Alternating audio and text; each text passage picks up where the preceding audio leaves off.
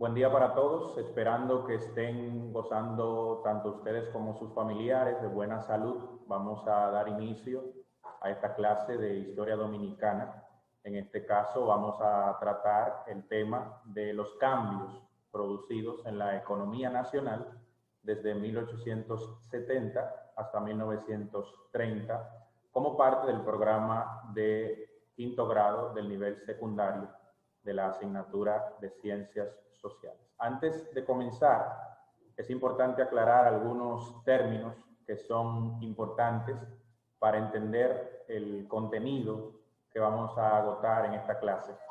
Vamos a referirnos primero al concepto de economía, recordarles, como hemos hablado en clases anteriores, que la economía pertenece al conjunto de las ciencias sociales y es concretamente la ciencia que se ocupa del estudio de la producción y la distribución de bienes y de servicios. Dicho de forma simple, es la ciencia que se ocupa de cómo se genera, cómo se produce y sobre todo cómo se distribuye la riqueza entre las naciones. Específicamente, vamos a referirnos a la economía dominicana del siglo XIX. Recordemos también que el siglo XIX es el siglo en el que se funda el Estado Dominicano, específicamente en 1844. Pero, ¿cómo era la economía dominicana de los inicios de la República, específicamente la Primera y Segunda República, el siglo XIX? ¿Cuáles eran las principales áreas productivas que sostenían el país? Y vamos a ver cómo se relaciona aquella economía con la economía dominicana de nuestro tiempo del siglo XXI. Vamos a repasar rápidamente las principales actividades productivas por entonces. En primer lugar, la economía dominicana se sostenía en el corte de madera, específicamente el árbol de caoba, el campeche y el guayacán, específicamente en la zona sur y sureste de la República Dominicana. Este llano costero suroriental era la zona de mayor producción de esta actividad, el corte de madera, caoba, campeche y guayacán. Por otro lado, un sector muy poderoso era el sector de los ateros, un sector que, por cierto, tenía no solo poder económico, sino que apoyado en ese poder económico se aseguró poder político. No por nada los principales líderes políticos del siglo XIX, dígase Pedro Santana, Buenaventura Báez, entre otros, eran importantes dueños de cabezas de ganado, específicamente ganado vacuno. Igualmente, esa actividad tenía lugar en mayor medida en la zona sur-sureste de la República Dominicana. Y, no menos importante, el cultivo del tabaco, que fue una actividad fundamental, sobre todo en la zona norte, en el Cibao, en la zona de Cibao, del Valle del Cibao Oriental, la zona de Santiago, La Vega. El cultivo del tabaco fue fundamental y esta actividad económica fue importantísima para financiar la gesta de la Guerra de la Restauración entre 1863 y 1865. Vamos a ver algunas características de aquella economía más en detalle. En primer lugar, la República Dominicana nace como un estado, digamos, en una suerte de crisis económica, en el sentido de que la recién nacida República, de 1844 en adelante, se ve muy resentida, muy lacerada a partir de lo que fue la guerra dominico-haitiana después de la independencia. Se invirtieron muchos recursos, muchos esfuerzos, muchos hombres que fueron sacados del campo para ir a la guerra. Y lo mismo en la guerra restauradora, y sobre todo cuando, precisamente para defender el Estado Dominicano que recién se constituía, se estableció en el periodo de la Primera República, entre 1844 y 1861, cuando Pedro Santana proclama la anexión a España, la institucionalización del servicio militar obligatorio. O sea, todos los hombres mayores de edad, con excepción de grandes propietarios, comerciantes, empleados del Estado y personas que tuviesen que cuidar a sus padres de edad avanzada, con excepción de ellos, todos los demás debían prestar servicio militar obligatorio y eso obviamente le restaba mano de obra a la actividad productiva nacional, a la estructura productiva nacional.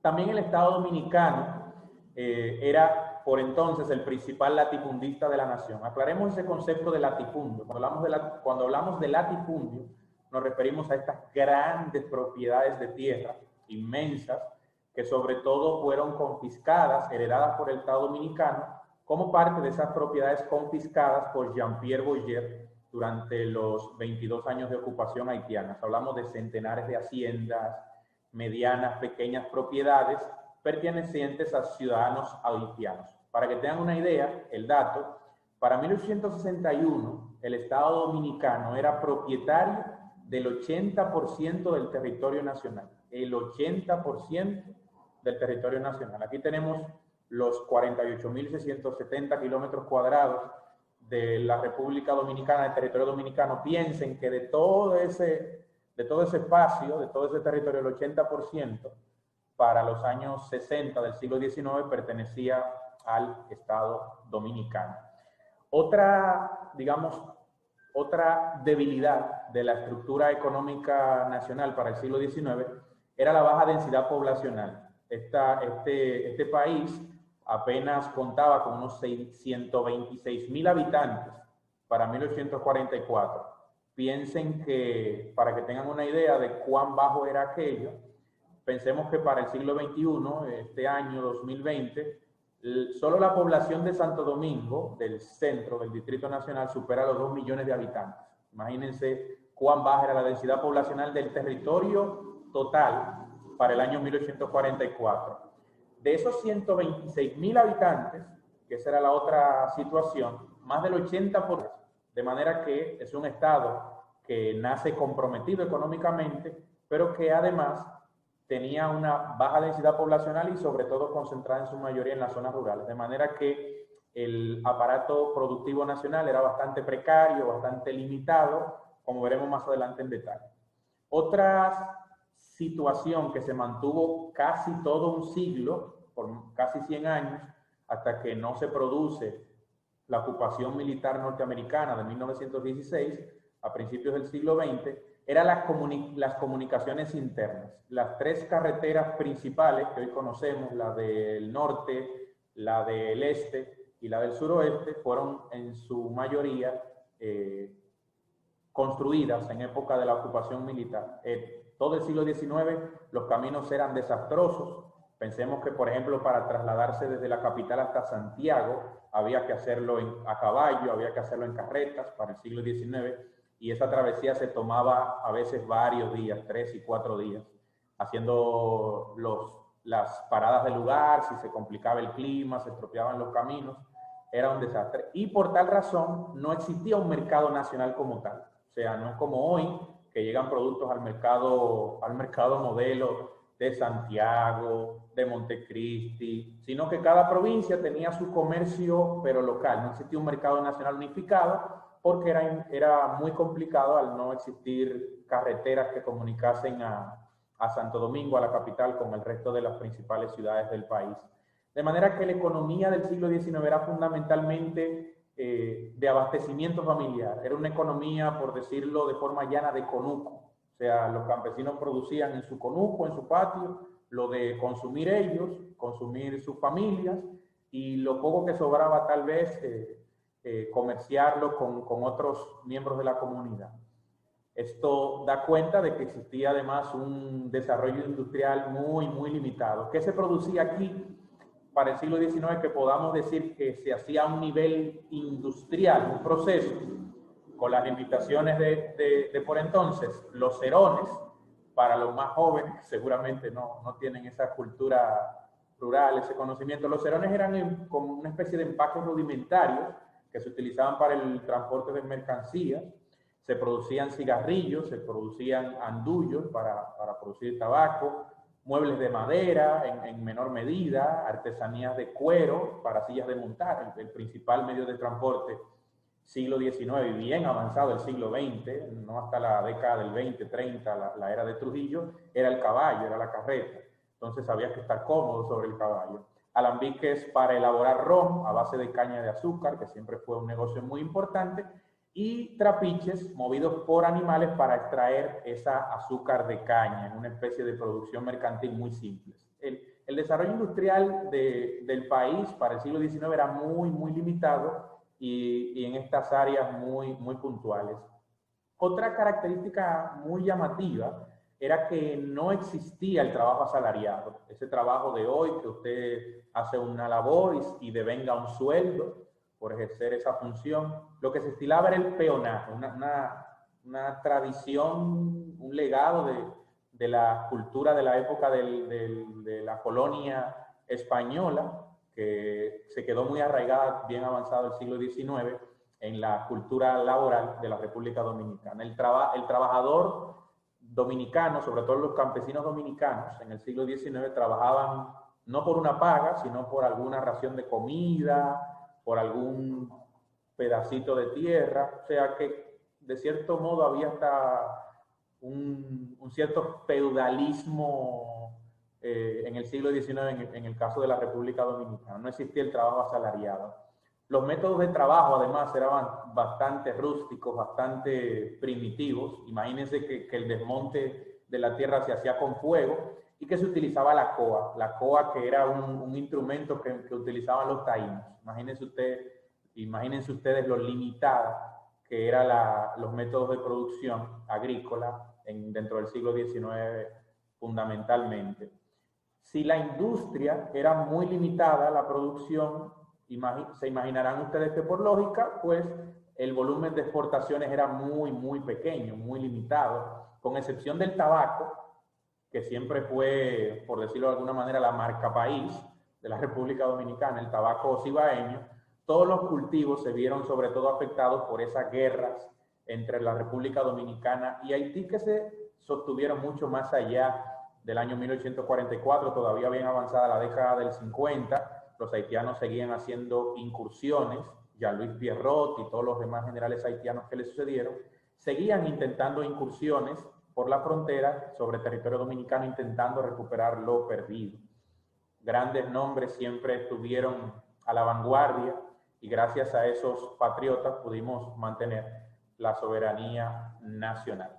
En esta realidad donde no existían comunicaciones, carreteras en condiciones internas, no existía un mercado nacional establecido como tal, pues una característica importante de aquella economía era la regionalización de la actividad productiva nacional. Por ejemplo, como mencionamos en principio, en el norte, en el Cibao, destacaba sobre todo la producción, el cultivo del tabaco, una existencia además bastante extendida de la pequeña y la mediana propiedad, y se convirtió el tabaco, bien avanzado el siglo XIX, sobre todo a partir de la gesta restauradora y el inicio de la Segunda República, en la actividad económica más importante del país. Por otro lado, en el este, como mencionamos en principio, se extendió el hato ganadero, la ganadería, como principal actividad económica. A diferencia del tabaco cibaeño, apoyado sobre la base de un latifundismo muy extendido, lo que se llamaban los hatos ganaderos. Los hatos eran inmensas propiedades de tierra. Hablamos de terrenos enormes, por eso se le llama a esta práctica latifundio, y que sobre esa base se apoyaban y en esos terrenos se criaban numerosas cabezas de ganado que eran la principal actividad económica de esta región. En un segundo orden también destacaba el corte de madera, como mencionamos anteriormente. Y en el sur, aunque no con la importancia, digamos, de San Cristóbal, Azua, Barahona, San Juan de la Maguana y la región fronteriza, el corte de madera y la ganadería, no con la importancia que tuvo el hato ganadero en la región este, pero sí también fue una actividad económica fundamental para esta región. Destacaban además pequeños trapiches para elaboración de azúcar, melaza y alcohol para la fabricación del ron. ¿Cuáles eran, digamos, los principales sistemas de propiedad de la tierra durante la Primera República? Recordemos que cuando hablamos del periodo de la Primera República nos referimos a la fundación del Estado Dominicano en 1844 hasta el 18 de marzo de 1861, cuando Pedro Santana, en su tercer ejercicio presidencial, proclama la nueva integración con España, la anexión a España. Eran 4 fundamentalmente: terrenos propiedad del Estado, o sea, pertenecientes al Estado dominicano; terrenos comuneros, vamos a explicar más adelante qué significa aquello de comunero; hatos ganaderos; y por último, la pequeña y la mediana propiedad. Los terrenos propiedad del Estado, como explicamos antes, legado de las confiscaciones hechas por Jean-Pierre Boyer a la Iglesia Católica, que era la principal latifundista antes de la ocupación haitiana, eran inmensas propiedades de tierra que pertenecían al Estado dominicano, hasta un 80% del total del territorio dominicano. En un segundo orden, los terrenos comuneros. Se llaman comuneros porque eran propiedades de tierra que no tenían delimitaciones precisas, no había unos límites demasiado claros. Eso no se normaliza sino hasta la ley de registro de tierras del año 1920, si la memoria no me traiciona, en medio de la ocupación militar norteamericana. No fue sino hasta el siglo XX que eso se regularizó. En estos terrenos comuneros teníamos la circunstancia de que 2 o más personas eran propietarios. No tenían títulos, no tenían papeles, eso no estaba registrado, sino que era una práctica común de palabra.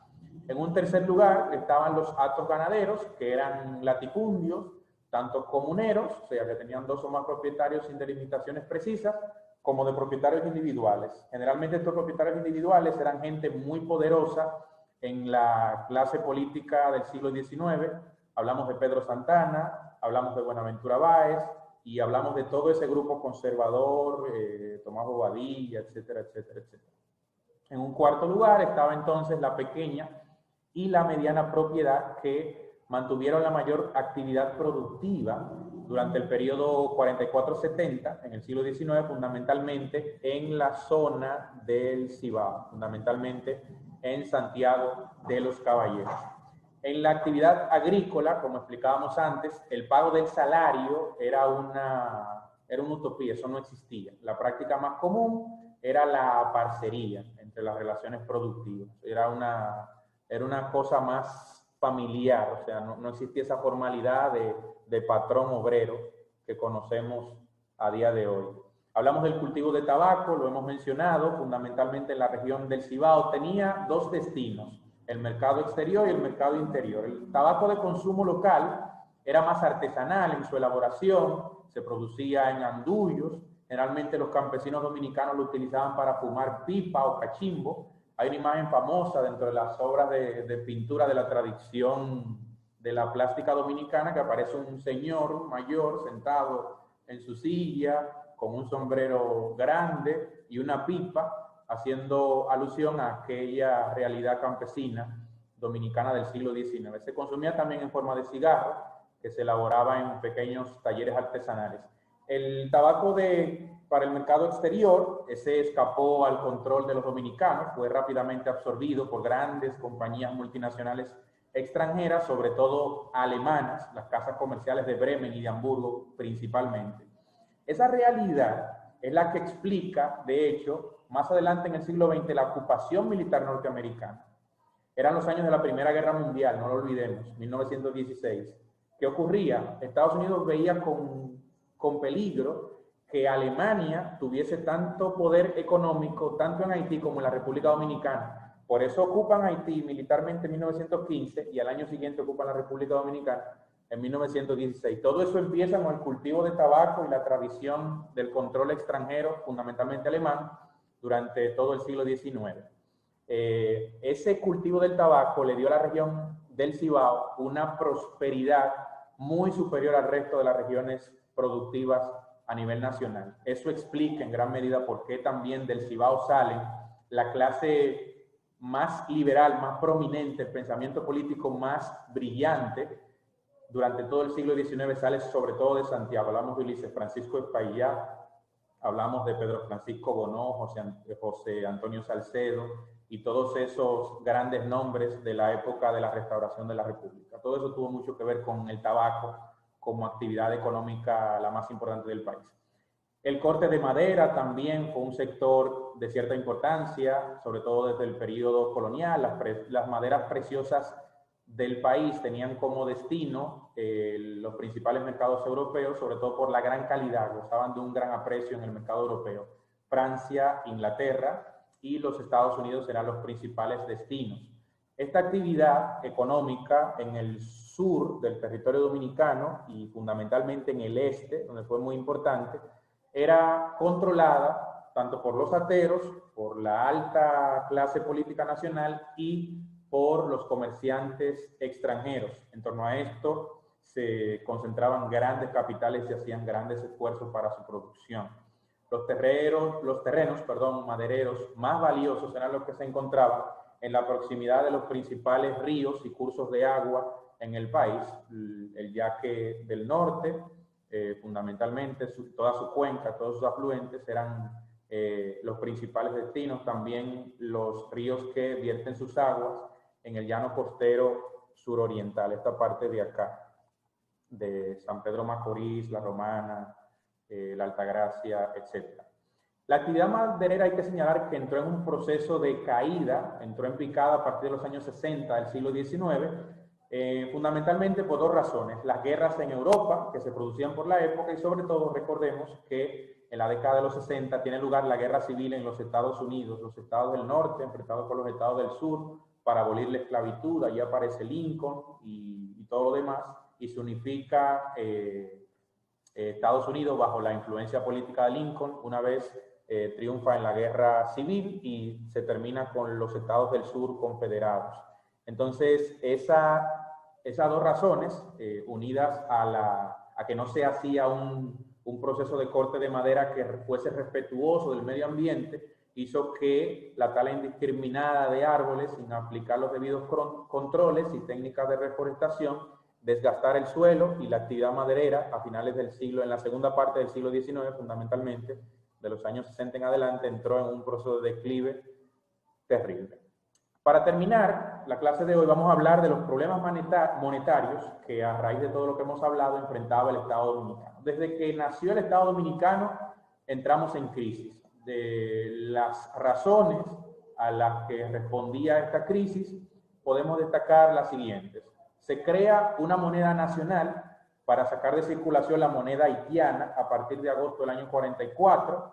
La Junta Central Gubernativa emite cohace emisiones de papel moneda por un valor de 150,000 pesos y con posterioridad se realiza otra emisión de 50,000 pesos. Los más entendidos de economía saben que cuando se produce papeletas y papeletas sin control, el valor de esa moneda cae. Entonces, esa emisión descontrolada de los primeros gobiernos dominicanos, un primer gobierno de Santana, un primer gobierno de Báez, un segundo gobierno de Santana, el segundo de Báez y luego el tercero de Santana, que cuando se proclama la anexión en marzo del 61, pues condenaron a la economía dominicana definitivamente. La moneda dominicana a raíz de esto empieza a devaluarse rápidamente. Eso da lugar a una especulación financiera terrible que a veces se promovía desde el poder, desde el oficialismo, y eso nos hizo entrar en un círculo vicioso en el siglo XIX. Para combatir la devaluación se emitía más papel moneda, y mientras más papel moneda se imprimía, más se devaluaba naturalmente el peso dominicano. De manera que, oigan el dato, entre 1844 y 1849 se efectuaron emisiones por un valor superior a los 3 millones de pesos. Entendamos que hablar de millones de pesos en el siglo XIX estamos hablando de una fortuna, porque todavía los abuelos de ustedes, los padres de ustedes, en su época de jóvenes, hablar de 5 pesos era hablar de un dineral. Imagínese usted emisiones monetarias por un valor de 3 millones de pesos. Las emisiones desproporcionadas de papel moneda, el desorden administrativo, las guerras con Haití, que le sacó hombres a la actividad productiva nacional, generaron una crisis económica terrible. Para estimular para salvar la crisis y para estimular la producción, se crea la policía rural, que al final fue como la terrible medida de Jean-Pierre Boyer durante los años de ocupación, con el famoso Código Rural, que de poco y nada sirvió, porque no estaba instalada una cultura de la vocación al trabajo entre los campesinos dominicanos. Entonces, si no hay una cultura de voluntad, de vocación a trabajar, imagínate que encima pretendan que tú trabajes por coacción de una policía rural. Aquella medida acabó siendo desastrosa. La crisis económica se hizo tan terrible y tan grande que llevó al primer presidente dominicano a renunciar en el año 1848. Llega Buenaventura Báez, ese fue el desastre con Buenaventura Báez, continuó el mismo, con las mismas medidas de política económica desafortunadas, destacando sobre todo la falsificación de papeletas y el famoso gran fraude a los tabaqueros del Cibao, que eran la principal actividad económica del país, como ya mencionábamos, que provocó la famosa revolución de 1857 y que dio lugar a la Constitución de Moca de 1858. Una constitución que, si no la han leído, les invito a que la consulten porque es una de las constituciones más liberales que se han creado en el país nunca. Ahí ya en el siglo XX, comparable solo con la constitución de 1963 del profesor Juan Bosch. O sea, la crisis económica era terrible en la Primera República y la cosa solo iba a peor con las medidas que tomaban tanto Buenaventura Báez como Pedro Santana en sus gobiernos siguientes.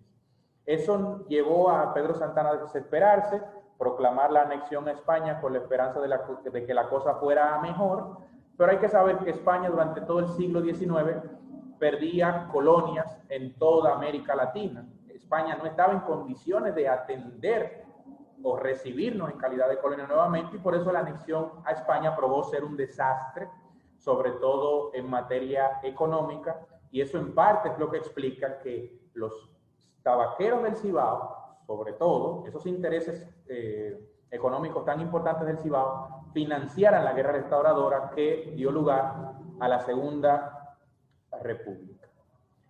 Se proclama una ley de gastos públicos en el año entre 1846 y 47 que fijó un presupuesto, ahora que estamos hablando de este tema tan controversial, el presupuesto general de la nación. Fíjense de la cantidad de dinero que se habla en octubre de 2020 y la cantidad de dinero que se hablaba en 1846. 1.771.829 pesos. Era el presupuesto para atender a todas las necesidades del Estado en el año 1846. Se distribuían en las siguientes partidas. Guerra y Marina, 1.535.775 pesos. Es decir, se tomaba más del 70% del presupuesto solo Guerra y Marina. Ustedes se preguntarán por qué. Eran los años 1846-47 donde recién nacía la República y donde eran constantes las amenazas de incursiones haitianas, ya Luis Pierrot, entre otros. Entonces era necesario invertir hombres y dinero en Guerra y Marina para defender la República. Interior y Policía, 63.997 pesos, Justicia e Instrucción Pública, 94.885 pesos, Hacienda y Comercio, 77.172 pesos. Para que ustedes tengan una idea, les voy a dar unos datos y con esto termino, para que tengan una idea de la desproporción y la desigualdad que existían entre los salarios en la administración pública. Vamos a ver algunos de estos para el año 1846. El presidente de la República devengaba un salario, Pedro Santana, en 1846, de 1.000 pesos. Parece irrisorio a día de hoy, pero entendamos que hablar de 500 pesos, de 100 pesos en el siglo XIX era hablar de una fortuna. Imagínense usted un salario de 1.000 pesos mensuales. Los secretarios de Estado, apenas 300 pesos. Nótese una diferencia entre el presidente de la República, que es un cargo ejecutivo, y los secretarios de Estado, que son los que realmente hacen el trabajo, porque son su equipo, de 700 pesos. 300 pesos. El contador general de la República, este dato es importante, porque esto explica el derrotero económico del país durante la Primera y la Segunda República. El contador general de la República, que es la persona clave en la administración pública, porque es que controla el gasto, costos, cómo se destina el dinero y de qué forma se gasta, ese señor devengaba un salario de 160 pesos. ¿Qué significa esto? Que era muy vulnerable a sobornos, a corrupción, a tratos por debajo de la mesa. ¿Se dan cuenta cómo nuestra historia a veces es cíclica? Que la corrupción de hoy no es de hoy, sino que desde que nació el Estado Dominicano hay una cultura instalada de no hacer las cosas bien, alimentada por esta desigualdad en los salarios. El director general de Instrucción Pública, que para decirlo en términos de hoy sería el ministro de Educación, devengaba un salario de 150 pesos. Y un soldado fronterizo, el que estaba allá cogiendo el chucho. No pensemos en el militar moderno de hoy, para nada, el sofisticado con uniforme, nada de eso. Hay un artículo que les voy a agregar en plataforma para que lo vean. Nuestro soldado restaurador, que cuenta en detalle cómo era la vida de esos soldados que estaban luchando por defender la soberanía nacional. A veces descalzos, con machetes, con harapos, vestidos